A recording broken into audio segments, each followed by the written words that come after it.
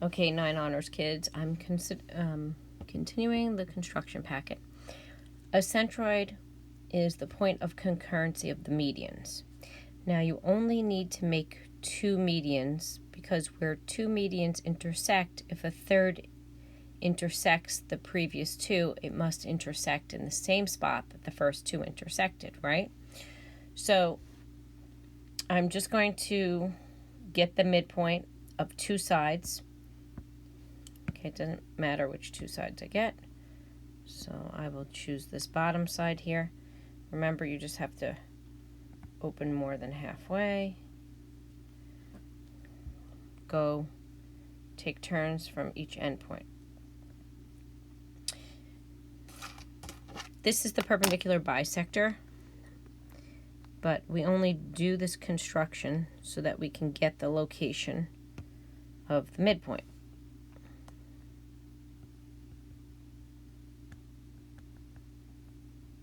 So once I get that midpoint, I have to connect it to the opposite vertex. Okay, so this red segment here, the solid red segment, is a median. So now I'm going to do the perpendicular bisector of one of the other sides. I'll do this one in blue. And it doesn't matter which 2 sides you pick, guys. Pick whatever you're comfortable with.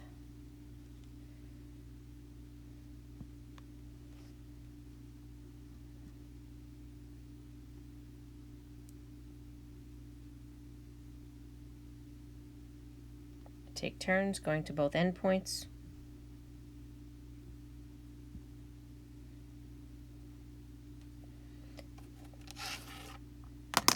Connect those up, the little dash segment.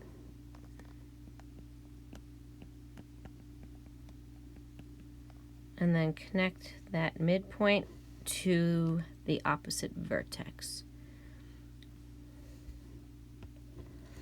So this is a median. And where these 2 medians intersect is the centroid.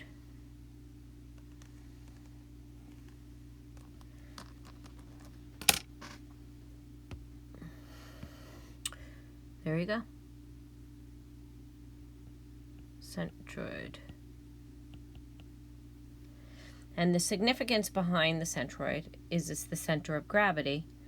So if you were to balance this triangle at its centroid, it would balance so that it was parallel to the ground because it's the center of gravity. Okay, obviously you'd have to take into account for wind, so you should probably have a piece of cardboard or maybe even a piece of wood, right? Okay, continuing on. The in-center. By the way, the centroid is always inside. Construct an in-center. The in-center is always going to be in. I'm also going to do an in-circle as well. So the in-center, okay, for this, we're talking about angle bisectors. And you should write that down, angle bisectors. So I'm going to make 3 angle bisectors.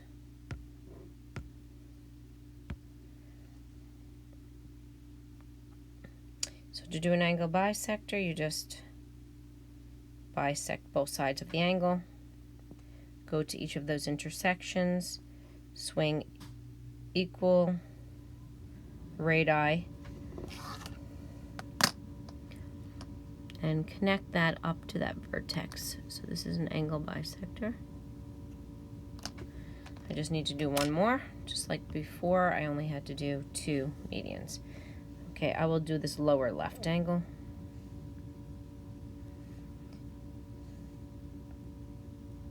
So you make your first arc, and then you just make an arc from each of those intersections that first arc made with the sides of your angle. And then you just make a line segment. I'm going to make a line segment from this intersection, whoops, to this vertex. Okay. So this here in the center is called an in-center. Now, an in circle would be a circle whose in center is the center, and that circle is going to be equidistant from all three sides. So what I'm going to do is I'm going to take this in center and I'm going to travel perpendicular to this bottom side. So I'm going to make the construction a perpendicular to a line from a point off the line. Okay, I'm doing in yellow, so hopefully it doesn't get too confusing for you.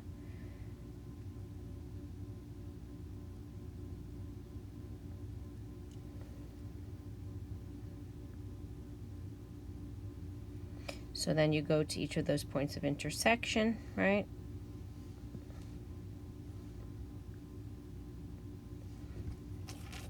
I'm going to connect this up so that I have a perpendicular. Because you have to travel perpendicular for the shortest distance.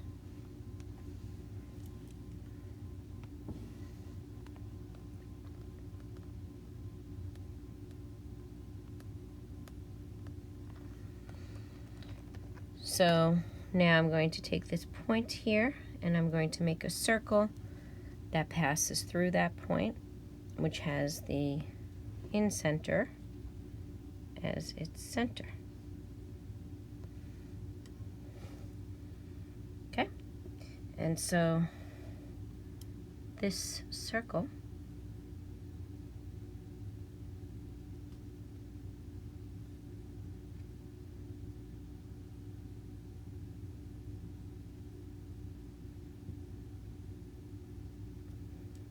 I have to make it patiently here. If you saw me doing this, you'd be laughing because this compass that I'm using, I have to use it very carefully.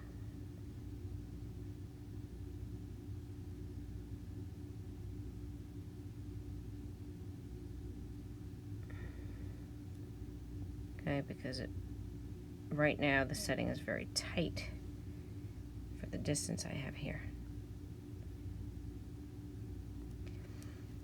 Okay, it's not perfect. That's okay. I'm okay with imperfection. In a perfect scenario, if I had better tools available to me, it would have passed through here. But you get the idea. That's how you make an in circle. So an in circle, the significance of it is it shows that the in center is equidistant from all three sides. Shows that the in center is equidistant from all three sides.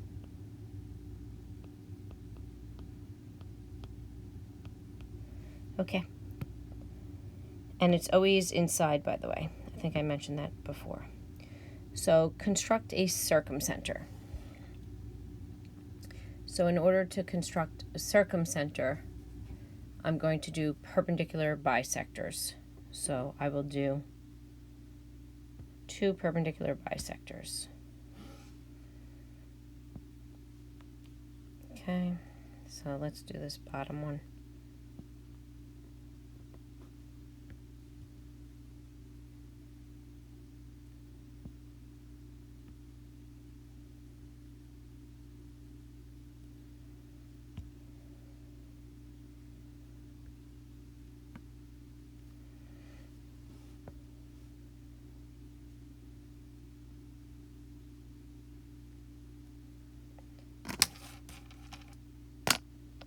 Now this is going to be solid because I'm literally constructing the perpendicular bisectors.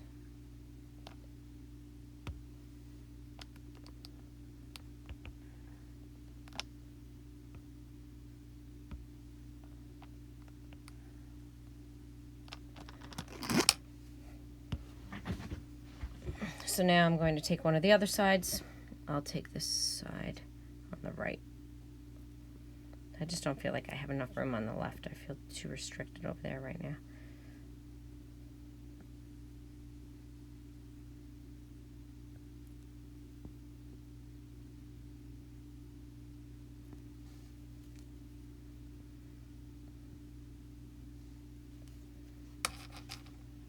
So I connect these 2 points together. And that gives me the circumcenter, where these two perpendicular bisectors intersect. So when I take this circumcenter and I make a circle that passes through all three vertices, I get the circumcircle. Okay, again, this is a little difficult for me to manage here with these tools that I have. But we shall do. I shall persevere.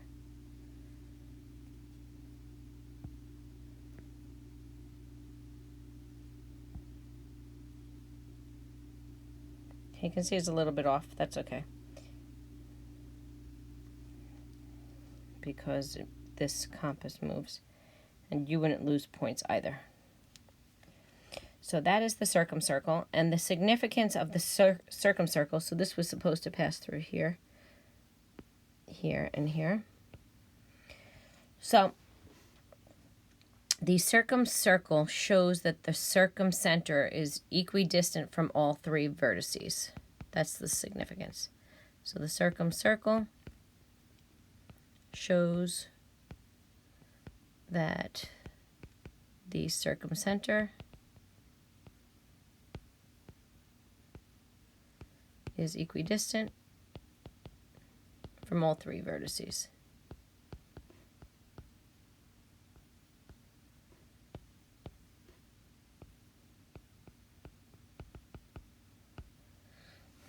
Okay? All right.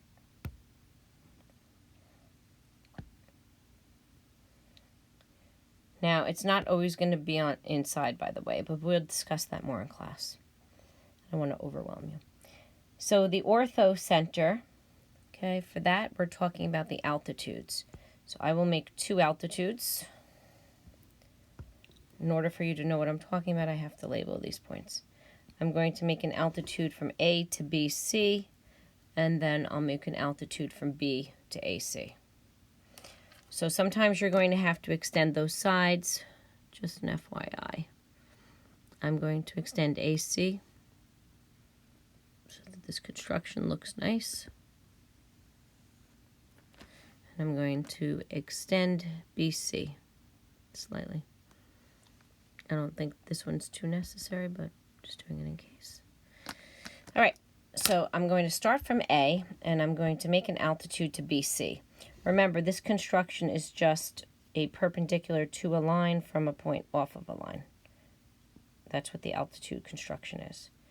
So I'm putting the center of my compass on A, and I'm swinging an arc that intersects in two places on the line containing BC.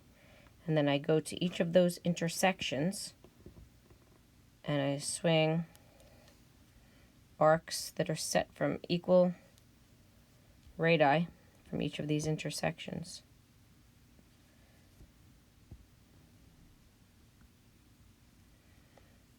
Once you get those two arcs intersecting, you just connect them to A.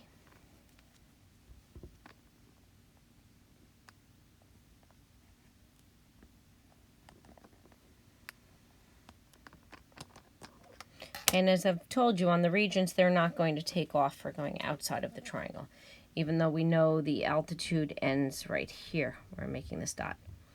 Okay, so now I'm going to make an altitude from B to AC. Put my compass, the center of my compass, on B.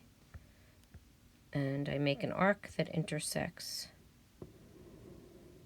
AC in two places. Then I go to each of those intersections, and I use the same radius, and I make an arc from each one. Those two arcs intersect, and then I connect that up to B.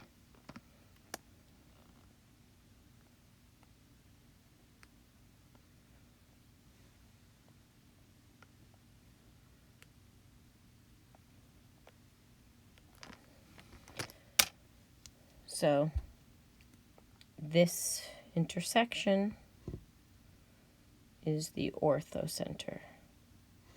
Okay. All right, on the next page, I'm going to discuss these angles. And then I'm actually going to have you try to do them on your own using Math Open Reference. And I put that link in your feed. I will move it to the top of your feed, remind me. So constructing a 90-degree angle. So if you're constructing a 90-degree angle, you can do that either by doing, think about it.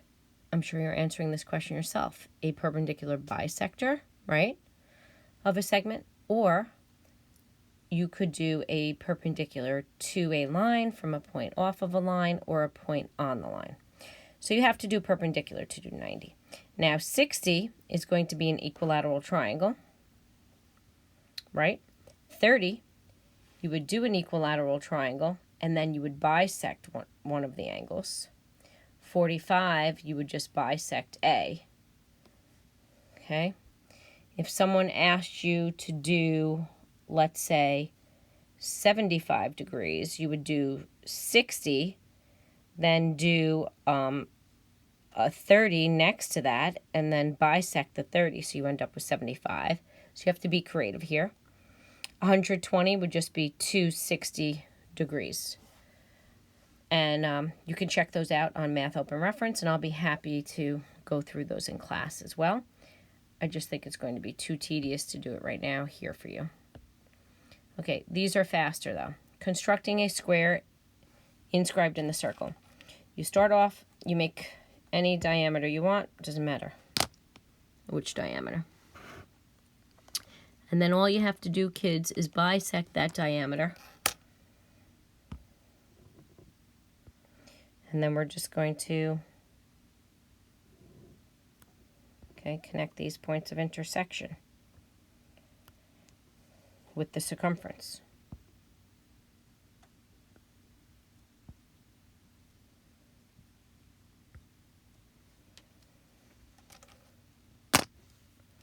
So this perpendicular bisector, I could see my compass definitely moved on the left here. Yeah.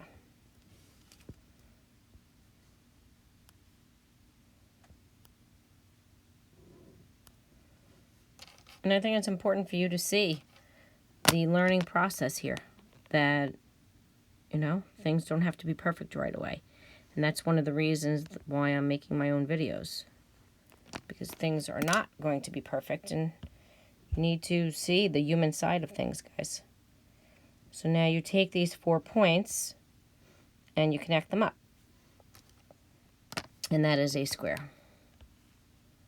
And that square is inscribed in the circle.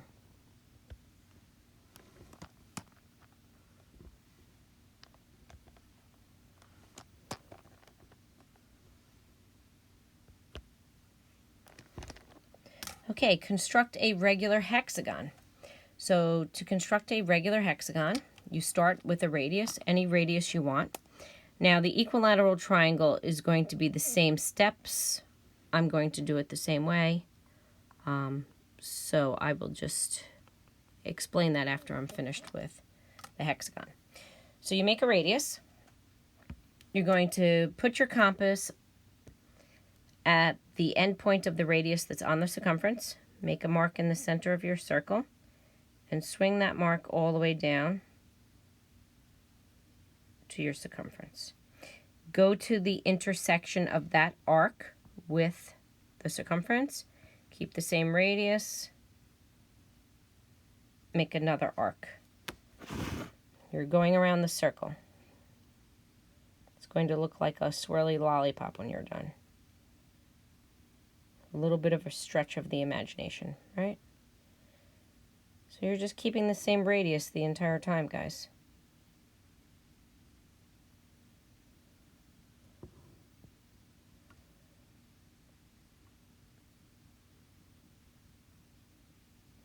Okay, this last one should have passed through this point, but that's okay. We'll just say it does, okay? Because the compass does move a little. Anyway, you take those 6 points and you connect them up, and this is a regular hexagon. Regular, by the way, I was under the assumption that you knew what that meant, but just in case, regular means all the sides are congruent and all the angles are congruent. So these 6 sides are congruent.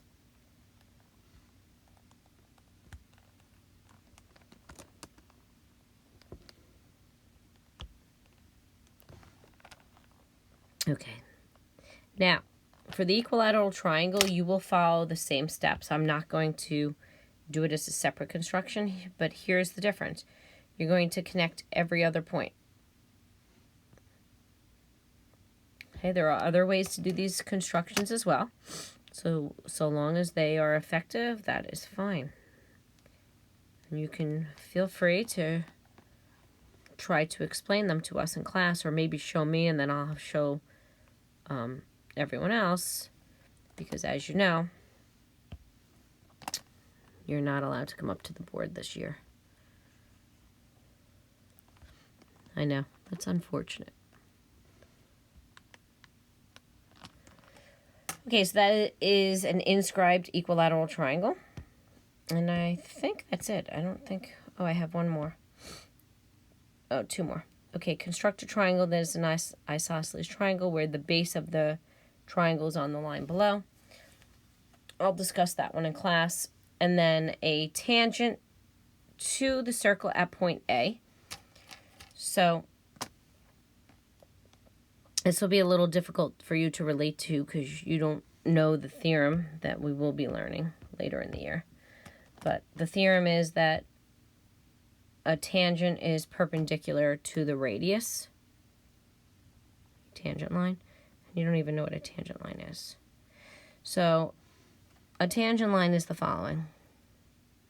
A tangent line will touch in one place. So you have to pretend the circle's not here at all. Pretend it's not here. And what you're going to do is you're going to make a perpendicular to the line containing OA. So I will just extend this for now. And I will make a perpendicular through A. And that will be a tangent line. And you're going to see that it's going to touch in one place. So I'm just putting my compass on A. I'm swinging an arc that intersects both sides. And then I'm going to each of those intersections and I'm swinging arcs.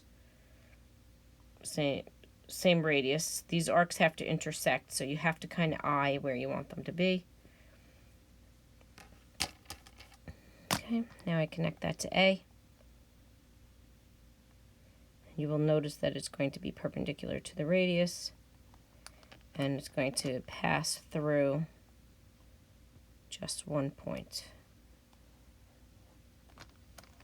There you go. That's a tangent line. Okay, that concludes the second construction video. Thank you.